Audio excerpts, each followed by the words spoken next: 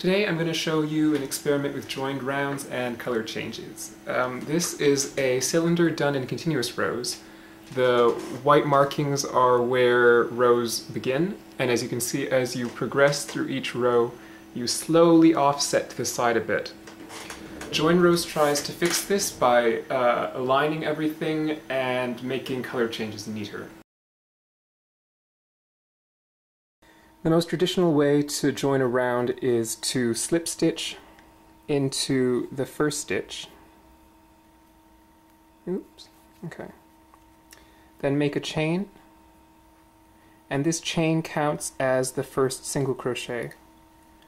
So you would then single crochet into the second stitch, and this would be your second single crochet, and you go all the way around until you get back to the beginning. This is a piece that's gone through a few rounds already. When you get to the seam again, slip stitch into the chain because it counts as your first stitch, and then do a chain, and this is the first stitch of the next row, and then single crochet, and that's the second stitch. When doing a color change, you color change at the slip stitch. So at the end of the row, enter the chain, get your new color,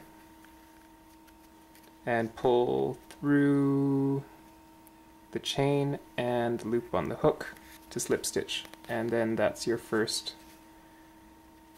loop in the new color. Then you chain, which is your first stitch in black, and single crochet into the next stitch, which is your second chain, or second stitch in black.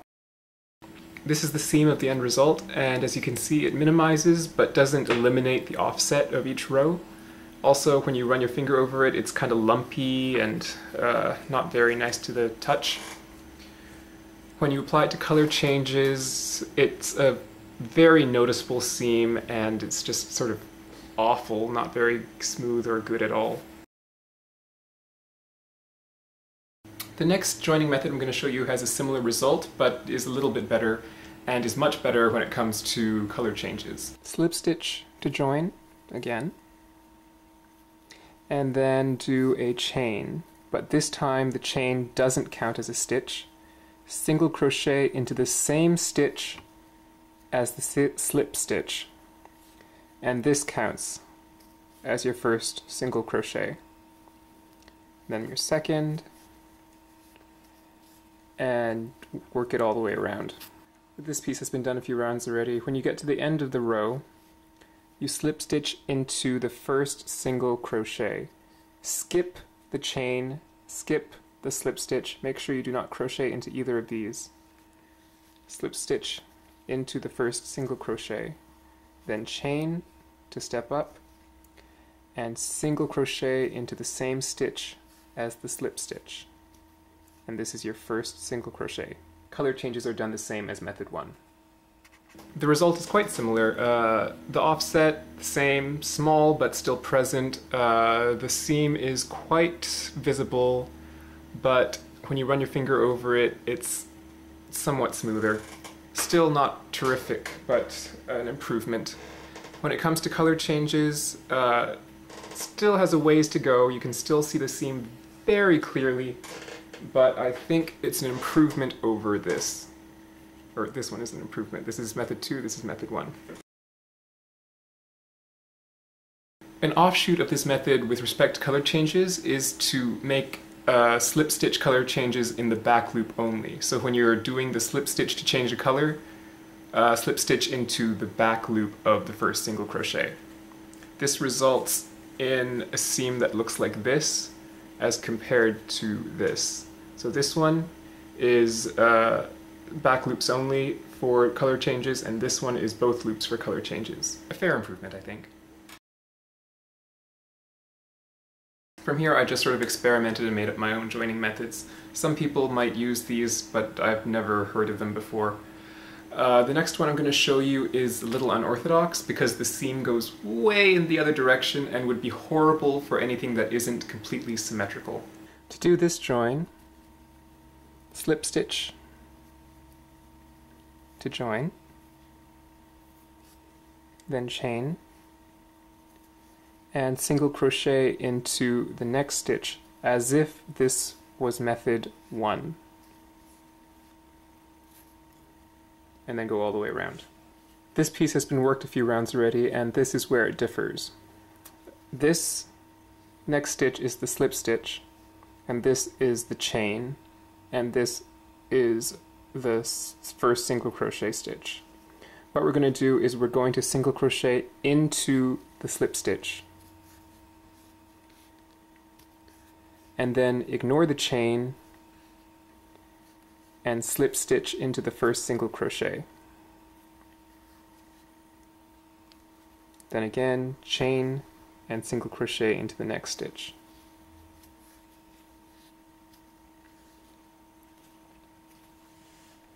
The color changes are done similar to the previous ones you changed at the slip stitch. This is the seam going way in this direction at a very steep angle.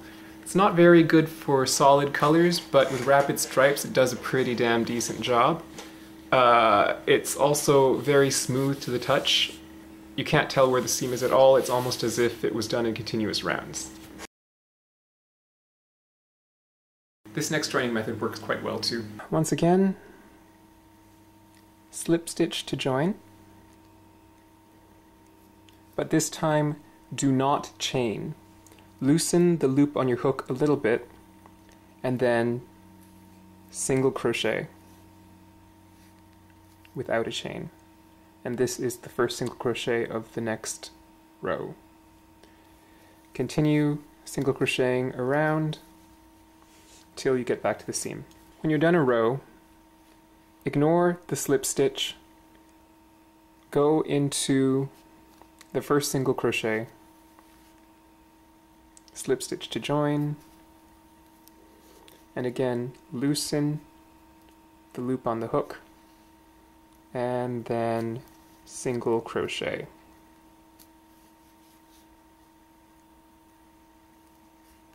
And that's the first stitch of the next row.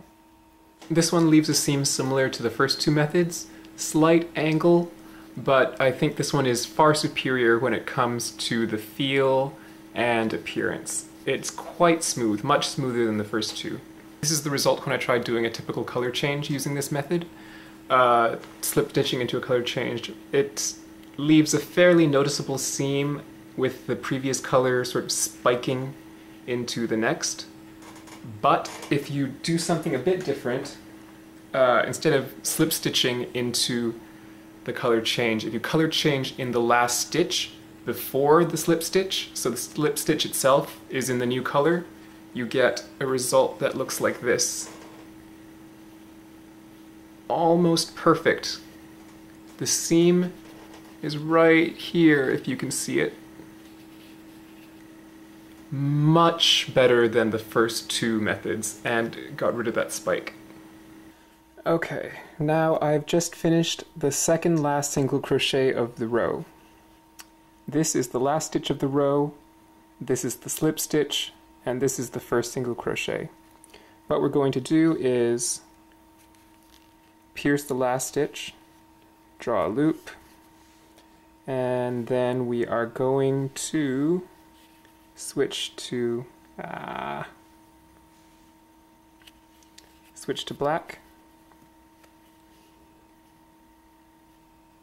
and complete the stitch with black.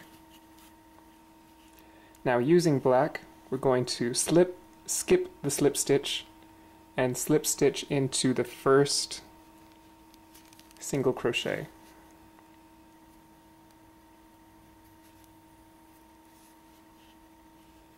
And then loosen the loop and single crochet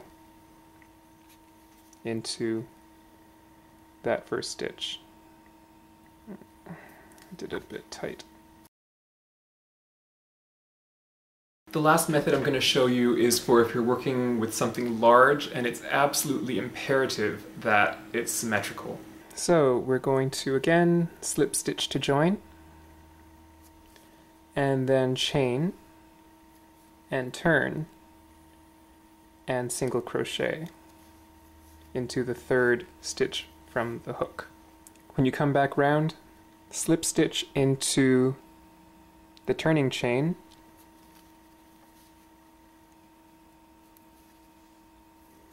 and then again chain, turn, and single crochet into the third stitch from the hook. Color changes are done the same by changing during the slip stitch. The seam is noticeable but not blatantly obvious. It's also quite smooth to the touch, and when it comes to color changes, it handles it okay but not fantastic. This is, however, I think the only way to get 100% stitch alignment. A summary of all the pros and cons of each method are in the description box below.